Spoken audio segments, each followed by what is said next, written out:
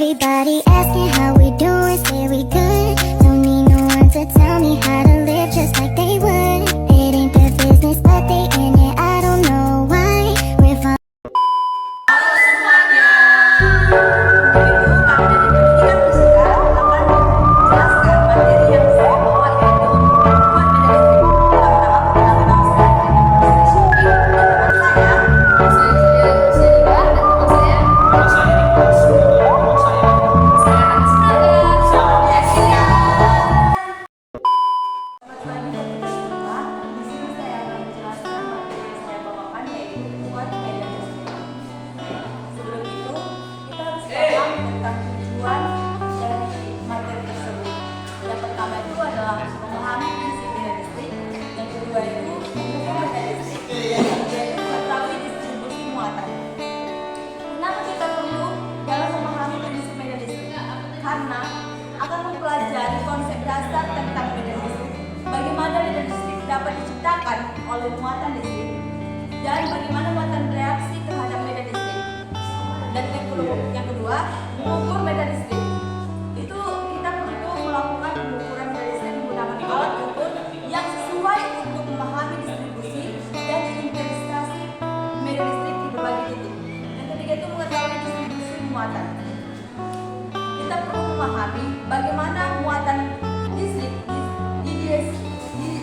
didistribusikan di suatu objek atau suatu sistem dan bagaimana hal itu mempengaruhi media listrik di sekitarnya. Sebelum itu, kita perlu tahu bahwa media listrik itu disimbolkan dengan E yang merupakan besar gaya volum tiap satu satuan muatan yang berada di daerah sekitar benda. Kita masuk ke arah media listrik. Di sini ada muatan positif dan muatan negatif. Muatan positif ini arah medan di mana menjauhi muatan atau keluar dari muatan atau keluar dari muatan. Sedangkan pada muatan negatif atau bermuatan negatif itu kami artinya dari positif.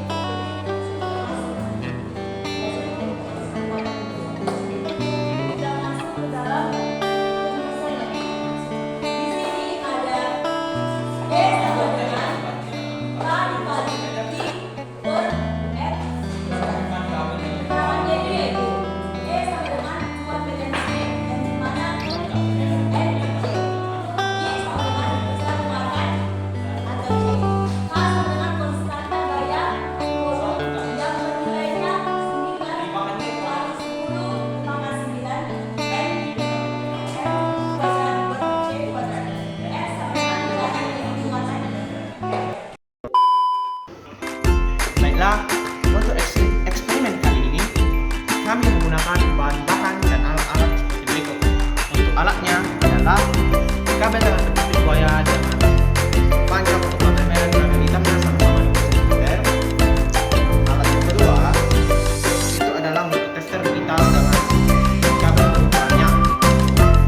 Untuk bahan-bahannya, yang pertama semua kontak ataupun aliran listrik yang ada di rumah. Baru yang kedua adalah 3 jenis baterai yang berbeda-beda. Jenis baterai A, jenis baterai B, dan jenis baterai D.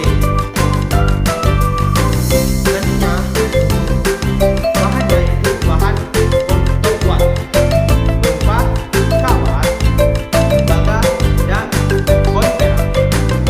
Untuk selanjutnya bahannya yaitu konduktor lemah, yaitu karet, kaca, dan aluminium. Pertama, kita harus pastikan dulu kabelnya ini memiliki hambatan nol, ya. Hambatannya atau ohm yang tidak ada. Kita putar dia ke arah ohm.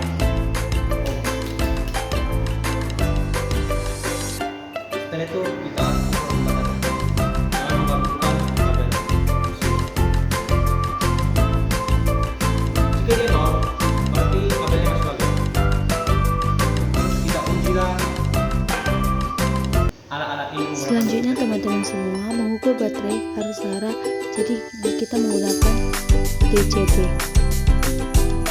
Sebelum kita mengukur baterai, kita harus memperhatikan warna kabelnya. Kabelnya itu yang merah itu ke positif dan yang hitam itu ke negatif.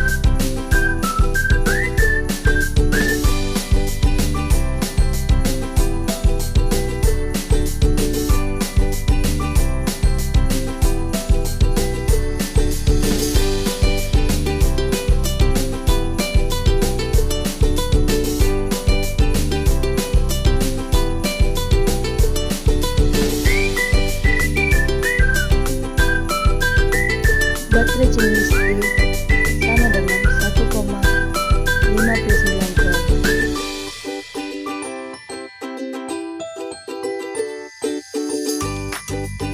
Baterai jenis AA sama dengan 1,46 volt.